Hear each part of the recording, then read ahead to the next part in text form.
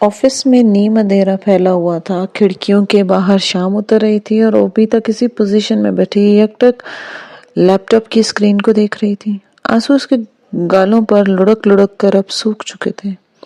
کہیں پس منظر میں فون کی گھنٹی بج رہی تھی مگر وہ اس طرف متوجہ ہی نہیں ہونا چاہتی تھی۔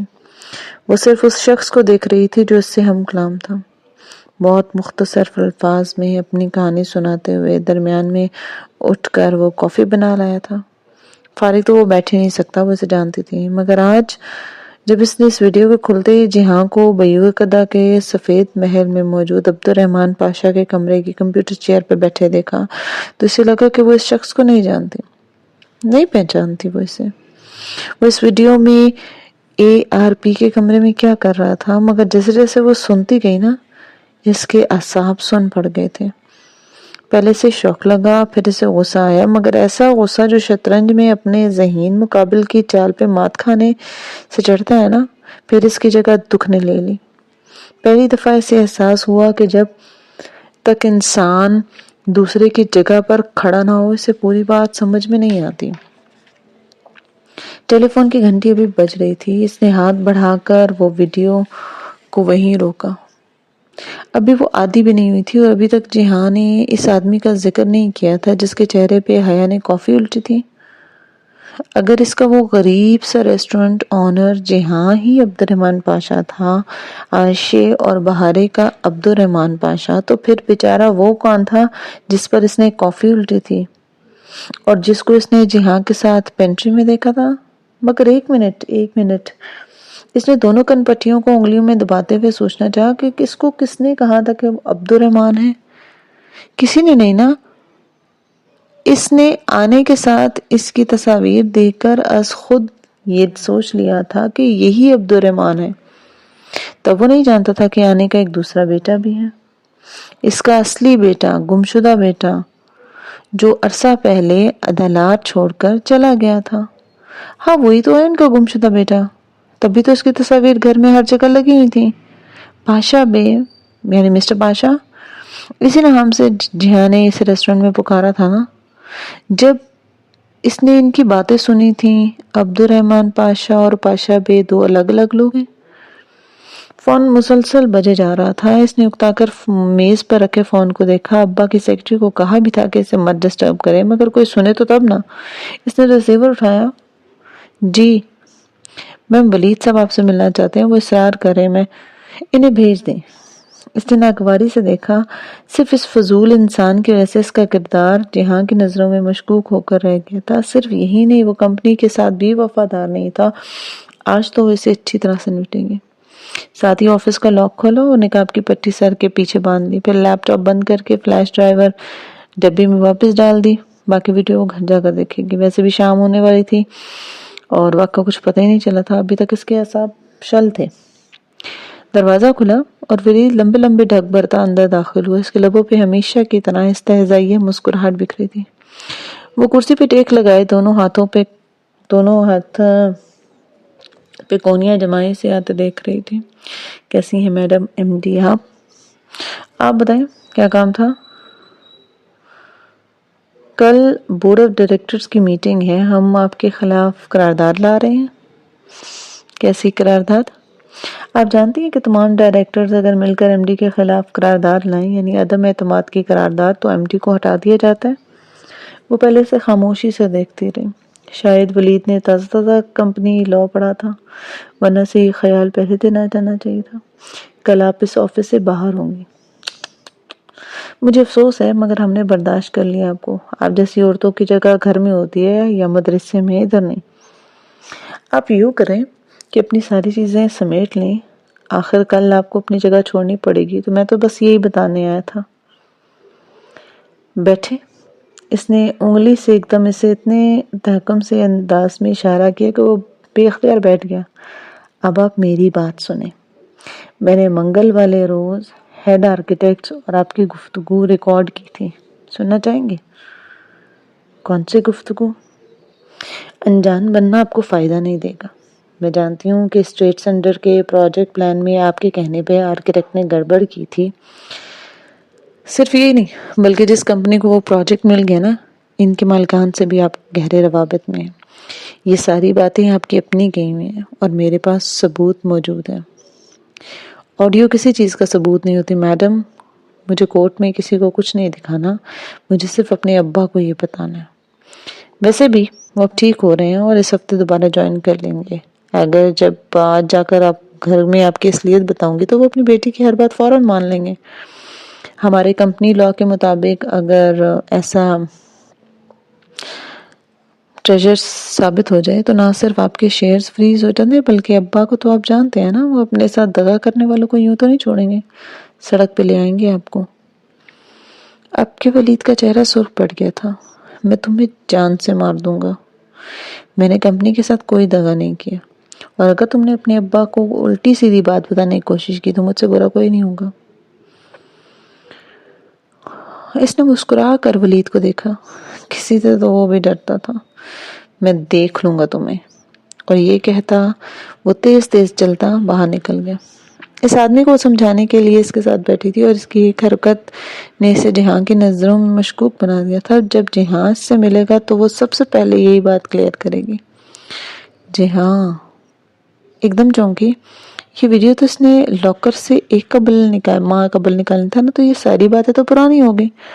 وہ ابھی کہاں ہے؟ پنکی نے پزل باکس سے تھماتے ہوئے کہا تھا کہ جب تک وہ اسے کھولے گی تب تک وہ شاید اس دنیا میں نہیں، وہ یوں کہہ رہا تھا۔ سر جھٹکا۔ وہ جہاں کو ڈھونڈ لے گی، وہ اسے کہیں نہ کہیں ضرور مل جائے گا۔ اس نے موبائل نکالا۔ صبح سے وہ سائلنٹ پہ تھا اور اماں کی کئی مسڈ کالز اور میسیجز آئے ہوئے تھے۔ اس نے میسیجز کھولے، وہ کہہ رہی تھی کہ انہیں ابا کی گاڑی اور ڈرائیور چاہیے، اس لیے انہوں نے آفس فون کر کے دونوں منگوا لیے تھے۔ ایک اور پیغام میں انہوں نے کہا تھا کہ وہ ظفر کو اس کی گاڑی کے ساتھ بھیج رہی ہیں تاکہ وہ اسے گھر لے۔ بس کار بھیج کر ظفر کو واپس جانے کا کہہ دیتی تھی۔ ضروری تھا کہ تایا ابا کا ملازم بھی ادھار لینے کا احسان لیا جائے۔ اسے خواہ کوفت ہو رہی تھی۔ بہرحال اس نے سر جھٹک کر فون بک میں سے عائشہ کے گھر کا نمبر ڈھونڈا۔ کوئی جواب نہیں تھا۔ پھر اس نے حلیمہ آنٹی کا نمبر ملا۔ وہ یقیناً ان سے ہوٹل گرینڈ کا نمبر لے سکتی تھی جہاں جہاں ہوگا۔ ایلو بہارے، میں حیا بول رہی ہوں۔ او حیا، تم کہاں چلی گئی تھی؟ میں گھر آ گئی تھی، مگر مجھے پتا چلا کہ تم لوگ ملک چھوڑ کے جا رہے ہو۔ سب چلے گئے، میں نہیں گئی، میں اکیلی رہ گئی ہوں۔ عائشہ بھی نہیں ہے، آنے بھی نہیں ہے، سب چلے گئے۔ عبد الرحمن وہ کہاں ہے؟ وہ صبح آیا تھا، مجھے اتنا سارا ڈانٹ کے گیا۔ اس نے کہا کہ وہ جا رہا ہے، اور یہ بھی کہ وہ اب مجھ سے کبھی ملنے نہیں آئے گا۔ کدھر گیا ہے وہ؟ مجھے نہیں پتا کدھر گیا ہے، مگر اس نے کہا کہ اس نے تمہیں آنے سے پہلے بتا دیا تھا کہ وہ کدھر جائے گا۔ تمہیں پتا ہے یا نہیں؟ اس نے تو مجھے نہیں بتایا، مگر تم فکر مت کرو بہارے، میں اگلے ہفتے ٹرکی آؤں گی نا، مجھے اپنی کلیئرنس کروانی ہے، تب میں اور تم مل کر اسے ڈھونڈیں گے، ہم اسے ڈھونڈ لیں گے، ٹھیک ہے؟ مجھے نہیں پتا، مجھے کچھ بھی نہیں پتا۔ اور ساتھ ہی اس نے فون بند کر دیا۔ کتنی دیر ڈیسک پر سر رکھ کر آنکھیں بند کی بیٹھی رہی۔ اس کا ذہن صرف ایک بات پہ مرکوز تھا کہ جہان اسے جانے سے قبل کیوں نہیں بتایا کہ وہ کہاں جا رہا ہے، اور اس نے بہارے کے ساتھ ایسا کیوں کیا۔ یہ ویڈیو تو پرانی تھی، جبکہ بہارے نے جانے سے کچھ دن قبل کے لفظ استعمال کیے ہیں۔ کب بتایا جہان نے اسے؟ اب اس کا دماغ الجھ چکا تھا، لیکن وہ چیزیں سمیٹ رہی تھی۔ شام ڈھل چکی تھی، سب جا چکے تھے اور وہ شاید اکیلی تھی۔ جب وہ لفٹ میں داخل ہونے لگی تو طاہر فرقان بھی ساتھ داخل ہو گئے۔ آپ ابھی تک یہاں ہیں؟ کچھ کاغذات لینے آیا تھا۔ لفٹ گراؤنڈ فلور پر رکی۔ اس نے پیچھے ہٹ کر تایا کو راستہ دیا۔ وہ نکل گئے تو وہ سست روی سے چلتی باہر نکلی۔ جہاں نے کب بتایا؟ جھولے پہ اس رات، جب وہ دونوں ابا کے ساتھ تھے۔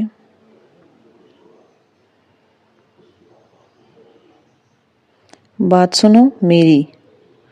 ولید پتہ نہیں کہاں سے سامنے آ گیا تھا۔ حیا بے اختیار ایک قدم پیچھے ہوئی۔ لابی خالی تھی، سوائے شیشے کے دروازے کے ساتھ کھڑا گارڈ جو ان کو دیکھ رہا تھا۔ کیا ہے؟ اگر تم نے سلمان انکل سے کچھ کہنے کی کوشش کی تو میں بہت برا کروں گا تمہارے ساتھ۔ یہ دھمکی کسی اور کو دو۔ میں جا رہی ہوں گھر، اور میں ابا کو سب کچھ صاف صاف بتا دوں۔ کر لو جو تمہیں کرنے۔ اپنی فرسٹریشن باہر نکال کر وہ آگے بڑھ گئی تھی۔ ولید کچھ کہے بنا تیز قدموں سے اس کے دائیں طرف سے گزر کر باہر نکل گیا۔ وہ گارڈ کو معمول کی ہدایات دینے کے بعد سیڑھیاں اترنے لگی۔ باہر آسمان نیلاہٹ بھری سیاہی سے بھرا تھا اور اب بھی جہاں کے بارے میں سوچ رہی تھی۔ جب وہ پارکنگ ایریا کی طرف بڑھنے لگی، اس کی گاڑی دوسری جانب تھی۔ اس تک پہنچنے کے لیے اسے چند قدم لمبی روش پہ چلنا تھا۔ اگر جہاں کہہ رہا تھا کہ اس نے حیا کو بتایا تھا تو اس نے بتایا ہوگا، کہیں کوئی دور نہ اس کا نام لے رہا تھا۔ اس کے نام کی پکار بار بار پڑتی اور اتنی الجھی تھی کہ سن ہی نہیں پائی۔ تیز روشنی ہی اس کے پیچھے آ رہی تھی، ساتھ میں ٹائرز کی آواز۔ ایک دم جیسے کسی خواب سے جا کر وہ چونک کر پلٹی۔ وہ ولید کی گاڑی تھی اور وہ تیز رفتاری سے اس سے روش پہ چلاتا آ رہا تھا اور جیسے اس کے اوپر چڑھا دے گا۔ ولید رکو! اس کے لبوں سے کراہ تک نہ نکل سکی۔ سانس رکا اور ساتھ میں پورا وجود شل ہو گیا۔ وہ اپنی جگہ سے ہل بھی نہیں سکی۔ تیز ہیڈ لائٹس اتنے قریب تھیں کہ اس نے اپنے بچاؤ کے لیے صرف چہرے کے آگے ہاتھ رکھے۔ دوسرے ہی لمحے بہت زور کی ٹکر نے اسے دور سڑک کے دوسری جانب پھینک دیا تھا اور گاڑی زن سے آگے بڑھ گئی تھی۔ ہوٹل گرینڈ کی بالائی منزل کے اس پرتعیش پاور آفس میں پرفیوم کی خوشبو کے ساتھ سگریٹ کی مہک بھی تھی۔ وہ ریوالونگ چیئر پہ بیٹھا تھا، لیپ ٹاپ پہ ہوٹل کے ریکارڈز چیک کر رہا تھا۔ قریب رکھا ایش ٹرے سگریٹ کے جلے ٹکڑوں اور راکھ سے بھر چکا تھا۔ یہ اس کی واحد بری عادت ہے جسے چاہ کر بھی وہ ختم نہیں کر پا سکتا۔ اس کی غیر موجودگی میں ہوٹل عثمان شبیر دیکھتے تھے۔ وہ ایک بہت اچھے اور ایماندار انسان تھے۔ ان کا بیٹا سفیر بھی ان کے ساتھ ہوتا، لیکن جہاں کی کوشش ہوتی کہ وہ اس لڑکی کو ایڈمنسٹریشن کے معاملات سے دور ہی رکھیں۔ سفیر قدرے غیر ذمہ دار اور فطرتاً لالچی واقعہ ہوا تھا۔ عثمان شبیر کل پاکستان جا رہے تھے، سو ان کی غیر موجودگی میں سے سفیر کو ذرا کھینچ کر رکھنا تھا۔ کل جا رہے ہیں عثمان شبیر پاکستان۔ ڈاکیومنٹس دیکھتے ہوئے وہ ایک دم چونکا۔ عثمان شبیر کل پاکستان جا رہے تھے اور ان کی واپسی بھی جلد متوقع تھی۔ کیا وہ ان تاریخوں میں واپس آ جائیں گے جب پاکستان سے 2 ایکسچینج اسٹوڈنٹس حیا سلیمان اور خدیجہ رانا استنبول آئیں گی؟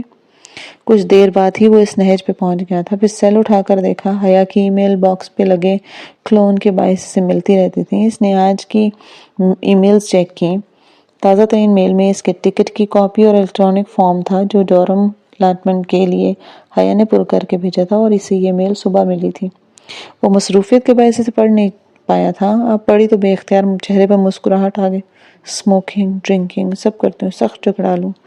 پاگل لڑکی کیا کیا لکھ رہی ہے سبحان جی والوں کو۔ اسے واقعتاً اب اسے خونخوار قسم کی لڑکیوں کے ساتھ ڈورم میں رہنا ہے۔ اس نے اسی مسکراہٹ کے ساتھ سر جھٹکا اور پھر ٹکٹ والی میل چیک کی۔ 5 فروری کو ان دونوں لڑکیوں کی فلائٹ تھی۔ ابھی اسے آنے میں پورے 2 ہفتے تھے۔ اب اسے کیا کرنا چاہیے؟ بالآخر وہ ایک فیصلے پر پہنچا۔ اس نے فون اٹھایا اور عثمان صاحب کی ایکسٹینشن ملائی۔ عثمان بھائی، آپ نے واپس کب آنا ہے؟ 15-20 دن تک۔ کیوں 15 یا 20؟ 8 فروری کی فلائٹ ہے، آپ حساب لگا لیں تقریباً۔ کیا آپ اتحاد ایئر لائنز کی 5 فروری کی فلائٹ لے سکتے ہیں؟ اصل میں ایک چھوٹا سا مسئلہ ہے، میری ایک دوست کی بہن اپنی فرینڈ کے ساتھ استنبول آ رہی ہے۔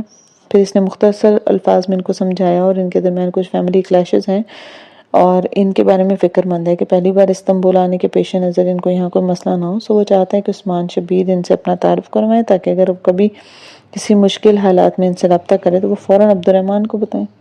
لیکن ظاہر ہے کہ ان کا نام درمیان میں نہیں آنا چاہیے۔ سخت قسم کا ایگو ایشو ہے۔ متوقع طور پر جو عثمان صاحب تھے انہوں نے حامی بھر لی۔ فون رکھتے ہوئے وہ پہلے سے زیادہ مطمئن تھا، پتہ نہیں وہ کب اس سے اور ممی سے رابطہ کرتے، اس دوران کہیں اس کو کوئی مسئلہ نہ ہو۔ وہ اس کی بیوی تھی، اس کی ذمہ داری تھی، اور اگر وہ جان بھی لے کہ عثمان شبیر عبد الرحمن پاشا کے کہنے پہ یہ سب کر رہے ہیں تو بھی وہ جان نہیں پائے گی کہ عبد الرحمن پاشا کون ہے۔ آخر وہ جان بھی کیسے سکتی ہے؟ عبد الرحمن پاشا اور عبد الرحیم پاشا یہ دونوں حبیب پاشا کی پہلی بیوی کی اولاد تھے۔ حبیب پاشا ایک درمیانے درجے کے بھارتی بزنس مین تھے اور وہ کچھ وجوہات کی بنا پر پہلی بیوی اور 2 بیٹوں کو چھوڑ کر کئی برس قبل استنبول آ گئے تھے۔ ترکی میں انہوں نے امت اللہ نامی ترک خاتون سے شادی کی اور پھر یہیں کے ہو کر رہ گئے۔ ان دونوں کا ایک ہی بیٹا تھا، طیب حبیب پاشا المعروف پاشا بھی۔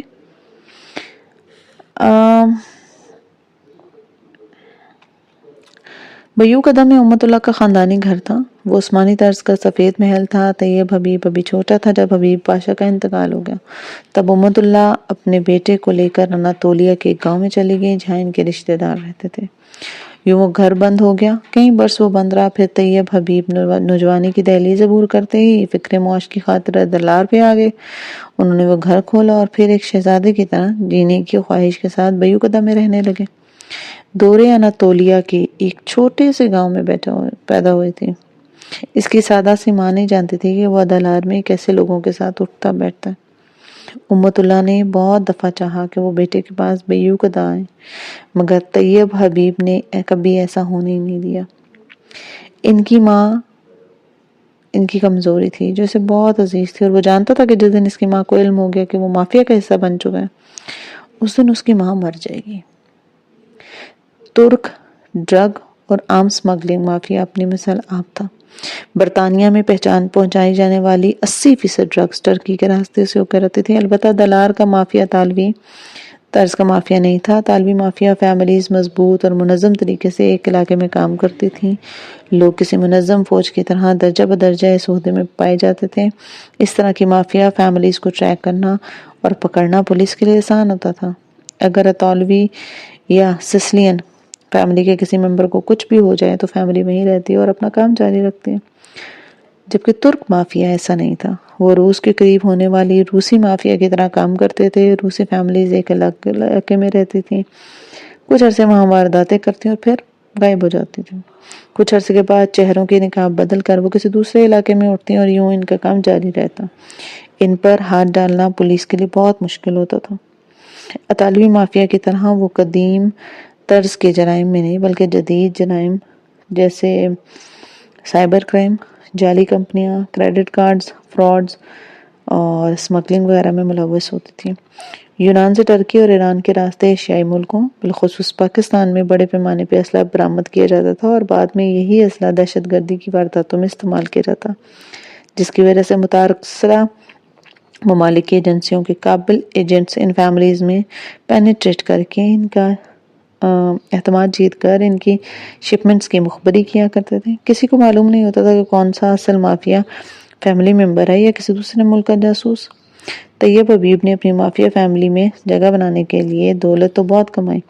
ساحل کے کنارے ایک اونچا سا ہوٹل بھی کھڑا کیا مگر وہ لوگ ان لوگوں میں سے تھے جو بہت زبوحالی کے بعد لکشمی کو اپنے قریب پاتے ہیں تو اپنا ماضی اور احساس کمتری چھپانے کے لیے خود پہ کسی جدی پشتی رئیس کا خول چڑھا لیتے ہیں بلکہ خول چڑھانے کی کوشش کرتے ہیں کیونکہ فیشن خریدا جا سکتا ہے مگر اسٹائل نہیں. طیب حبیب بھی کوے اور ہنس کی طرح پھنس کر رہ گیا تھا. زندگی کا ایک لمبا عرصہ چھوٹے لوگوں کے ساتھ گزارنے کے باعث وہ ذہنی طور پر آج بھی اسی کلاس کا تھا. بہو تاؤ کر کے خریداری کرنے والا، کسی ڈھابے نما ہوٹل کے شیف کے ساتھ بیٹھ کر ملکی حالات پہ تبصرہ کرنے والا. خود بھی وہ ہوٹل میں اپنے پاور آفس کے بجائے نیچے کچن میں پایا جاتا. ہوٹل کو اس نے کبھی اپنی مافیا کی سرگرمیوں کا مرکز نہیں بنایا تھا. وہ وہاں ایک شریف آدمی کے طور پہ جانا جاتا تھا اور اس کی اسی فطرت کے باعث اس کے ورکرز اس سے خاصے بے تکلف تھے. یہاں آ کر اس نے مصنوعی خول میں دراڑیں پڑنے لگی جب اس نے خود کو پاشا بھی کہلوانا شروع کیا. ٹرکی میں عموماً پہلے نام کے ساتھ ہی پکارا جاتا ہے جبکہ دلار میں آخری نام کے ساتھ. مسٹر کہلوانا خود پسندی اور تکبر کی علامت سمجھا جاتا ہے مگر طیب حبیب کبھی نہیں جان سکا کہ انسان کا قد اپنے نام یا لقب کی وجہ سے نہیں اس کی اخلاق اور کردار کی وجہ سے بڑا ہوتا ہے. طیب حبیب نے اپنی مافیا فیملی میں ایک عرصہ بطور فیملی ممبر کے کام کیا مگر پھر زیادہ پیسے کے لیے اس نے جہاں کی ایجنسی سے ڈیلنگ شروع کی. بہت جلد وہ ان کے مہرے کے طور پر کام کرنے لگا. پھر اس نے اپنے تمام اختیارات استعمال کرتے ہوئے ایک ساتھی ایجنٹ کو اپنے سوتیلے بھائی کی حیثیت سے متعارف کروایا، عبدالرحمن پاشا، جو واقعی اس کے سوتیلے بھائی کا نام تھا. جہاں سکندر نے یہ نام استعمال کر کے بہت جلد طیب حبیب کی فیملی میں اپنا مقام بنانا شروع کر دیا. فیملی سے مراد اس کا خاندان نہیں بلکہ مافیا کا وہ گروہ تھا جو کہ اطالوی مافیا نہیں تھا اور اس میں کیپو اور مین میڈ نہیں ہوتے تھے. سو اس روسی مافیا میں اپنی جگہ بنانا بہت مشکل ثابت نہیں ہوا تھا. پیسہ اس دنیا کا اکثر مسائل کا ریڈی میڈ حل ہوتا ہے. زندگی اور خوشی کے علاوہ اس سے ہر چیز خریدی جا سکتی ہے. طیب حبیب اور عبدالرحمن ایک ڈیل کے تحت بھائیوں کی طرح کام کر رہے تھے. طیب اسے اپنی ماں سے ملوانے لے گیا. وہ اچھی طرح جانتا تھا کہ ایک سادہ لو عورت کو اپنے نرم رویے محبت بھرے انداز سے کیسے موم کیا جاتا ہے۔ امت اللہ کے بارے میں بس اتنا جانتی تھی کہ وہ ان کے بیٹے کا دوست ہے اور اس نے ان کے بیٹے کی جان بچائی ہے، جس کے باعث وہ اس کی احسان مند تھی۔ چونکہ وہ بیو قدہ میں نہیں رہتی تھی، اس لیے طیب کو یہ سب بتانے میں آر محسوس نہیں ہوئی کہ وہ سب کو جھوٹ بول رہا تھا، مگر آنے سے یہ بات نہیں چھپا سکتا تھا وہ۔ حبیب پاشا کے انتقال کے بعد ان کے دونوں بیٹے انڈیا سے یہاں آئے تھے، اور بھلے درمیان میں کتنے برس گزر جائے، آنے کو ان کی شکلیں، ان کے رنگ روپ تو اچھی طرح یاد تھے نا۔ وہ جانتی تھی کہ یہ عبد الرحمن ان کے شوہر کا بیٹا نہیں ہے، مگر جب ان کا اپنا بیٹا بضد ہے کہ اپنے دوست کو اپنے بھائی کے طور پہ متعارف کروائے تو کیا فائدہ۔ انہوں نے اس کی بات کو نبھانے کے لیے راضی ہو گئی۔ ویسے بھی عبد الرحمن ایسا بیٹا تھا جیسا وہ طیب حبیب کو بنانا چاہتی تھی۔ اس کے اقدار، تہذیب، اخلاق، غرض ہر شے آنے کے لیے فخر کا باعث تھی۔ کافی عرصہ ان دونوں بھائیوں نے بیو قدہ میں ایک ساتھ کام کیا، البتہ طیب حبیب یہ نہیں جانتا تھا کہ عبد الرحمن ٹرپل ایجنٹ کے طور پہ کام کر رہا ہے۔ ادلار میں اپنا نام بنانے کے لیے اسے ترک خفیہ ایجنسی کی مدد چاہیے تھی تاکہ گرفتار کی تلوار پہ لٹکنا بند ہو جائے۔ بدلے میں وہ مافیا کی معلومات ترکوں کو دیتا تھا، اور اگر اسے ترکوں کی کوئی اچھی خبر ملتی تو اس کی خبر اسے مافیا کو دیتا تھا۔ یوں ایک خالص ٹرپل ایجنٹ تھا۔ وہ صرف اپنی ایجنسی کے ساتھ وفادار تھا۔ تاش کے پتوں کا گھر اس نے بہت محنت سے کھڑا کیا تھا، اور اسے معلوم تھا کہ جس دن یہ پتے ذرا سی پھونک سے الٹے، اس روز وہ اپنی جان بچانے کے لیے ترکوں اور مافیا دونوں سے بھاگ رہا ہوگا۔ مگر پھر خطرات کے بغیر زندگی میں بھی کوئی مزہ ہے؟ اس نے نامحسوس انداز میں طیب حبیب کے ہوٹل گرینڈ میں عمل دخل شروع کیا۔ وہ طیب حبیب سے برعکس شخصیت کا مالک تھا، وہ اگر سے بہت خاص فاصلہ رکھنے والا باس۔ اس کے بیش قیمت سوٹ، 2 قیمتی پتھروں والی انگوٹھیاں جو بظاہر سونے کی لگتی تھیں، اور گلاسز، ہر شے طیب سے بہت مختلف تھیں اور پرفیکٹ ہوا کرتی تھی۔ پاکستان سے اجازت تھی کہ وہ چاہے تو یہاں شادی کر سکتا ہے۔ وطن واپسی پہ اس کی بیوی کو پاکستانی شہریت دی جائے گی، مگر وہ اس نہج پہ نہیں سوچنا چاہتا تھا۔ پھر ایک دن طیب حبیب اچانک سے یونان میں گرفتار ہو گیا۔ اس میں جہاں کا قصور نہیں تھا۔ ہاں، وہ طیب کو چھڑانے کے لیے بہت کچھ کر سکتا تھا، لیکن اس نے نہیں کیا۔ اس کے باس نے کہہ دیا کہ وہ خاموشی سے اپنا کام کرے اور طیب کو اس کے حال پر چھوڑ دے، اور اس نے بھی چھوڑ دیا۔ اپنی مرضی اس کام میں وہ نہیں چلا سکتا تھا، اور طیب نے کئی دفعہ اسے پیغام پہنچایا تھا کہ وہ اس کے لیے کچھ کرے، مگر اس نے سنی انسنی کر دی تھی۔ البتہ ایک بات جہاں نے اس کی مانی تھی، اور وہ یہ کہ اس کی ماں کو کچھ خبر نہ ہو کہ وہ جیل میں۔ اس نے سب کو کہہ دیا کہ وہ خود بھی لا علم ہے کہ پاشا بے کہاں ہے۔